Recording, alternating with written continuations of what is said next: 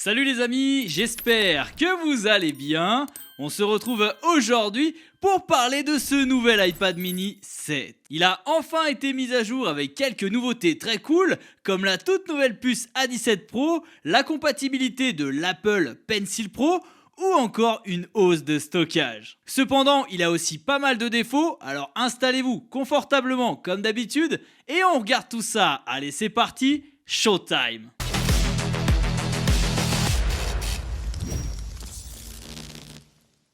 Commençons par les nouveautés de cet iPad mini 7. Premièrement, la puce A17 Pro. Cette puce est un véritable monstre de puissance, la même qu'on retrouve notamment dans les iPhone 15 Pro, donc on est clairement sur un niveau de performance haut de gamme pour une petite tablette. Avec celle-ci, tout devient plus rapide, que ce soit pour le multitâche, les jeux ou encore les applications pro, comme notamment Final Cut Pro que la tablette supporte désormais. C'est très cool d'avoir ajouté des applications professionnelles, par contre faire du montage vidéo sur une tablette aussi petite, je suis pas sûr que ce soit très pratique. Ensuite, on a la compatibilité avec l'Apple Pencil Pro. Alors pour ceux qui aiment écrire, dessiner ou annoter des documents, c'est un vrai plus. L'Apple Pencil se couple parfaitement avec l'iPad mini, surtout pour un usage nomade. Autre nouveauté, c'est le port USB-C qui passe à la vitesse supérieure avec maintenant 10 Gbps. C'est une petite amélioration, mais pour ceux qui transfèrent régulièrement des fichiers, c'est un vrai gain de temps. De plus, on a enfin une augmentation du stockage de base qui démarre donc à 128 Go, ce qui est bien plus confortable qu'auparavant. Surtout si vous utilisez des applications lourdes ou stockez beaucoup de fichiers, c'est plus pratique. Également, on a le droit à de nouveaux coloris très sympas, avec notamment ce bleu très clair que j'aime beaucoup. Et les accessoires qui vont avec, eh bien c'est le combo parfait, regardez comme c'est canon. Dites-moi dans les commentaires quel est votre coloris préféré.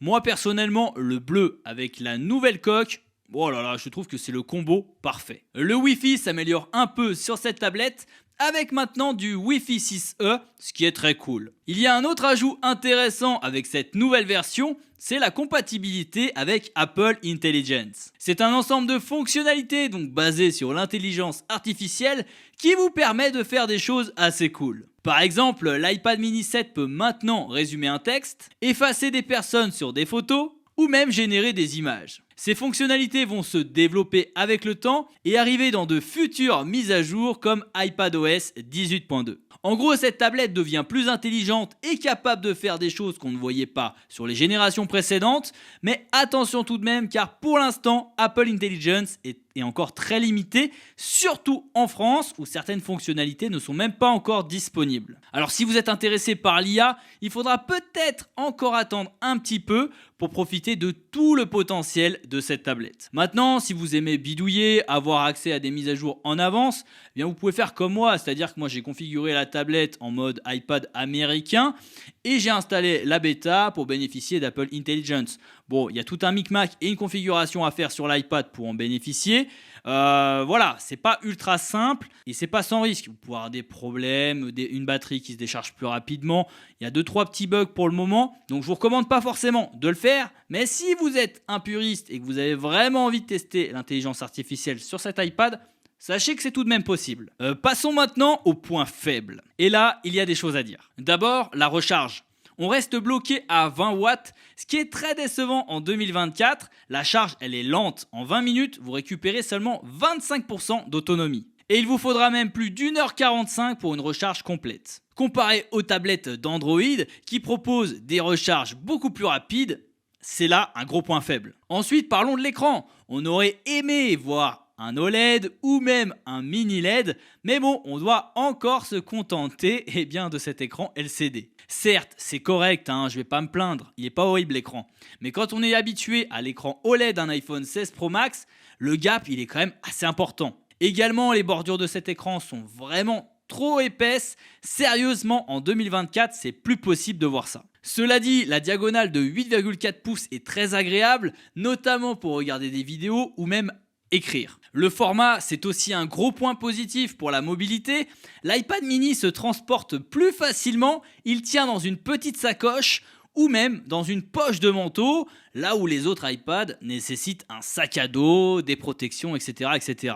Autre déception, toujours pas de Face ID sur cet iPad mini. Malheureusement, il faudra faire avec le Touch ID. Et enfin, l'écran est toujours de 60 Hz. C'est là encore très décevant. Côté prix, l'iPad mini commence à 609 € et honnêtement, c'est là que ça coince un peu. À ce tarif, on attendrait des fonctionnalités plus premium comme Face ID, un meilleur écran ou encore la possibilité de transformer votre iPad mini en véritable mini PC avec des accessoires comme un clavier trackpad. Donc même si la puissance est là et que le produit est vraiment très agréable, franchement j'ai passé des super moments avec cette tablette, elle est canonissime à utiliser.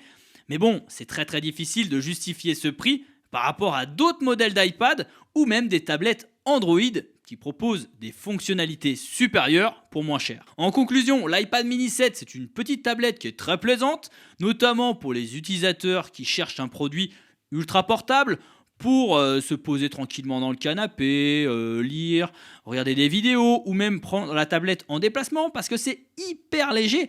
Franchement, en termes de mobilité, c'est canon. En plus, on est dans l'écosystème Apple, donc ça s'intègre vraiment très bien. Donc si vous cherchez un produit ultra portable, c'est canon.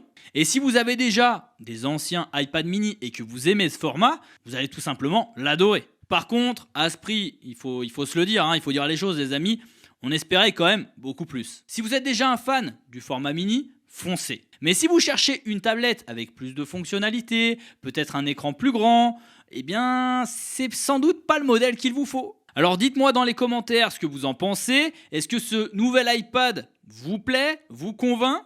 Si la vidéo vous a plu, n'hésitez pas à liker, commenter et vous abonner à la chaîne si ce n'est pas déjà fait. Sur ce les amis, on se retrouve très vite pour de nouvelles vidéos.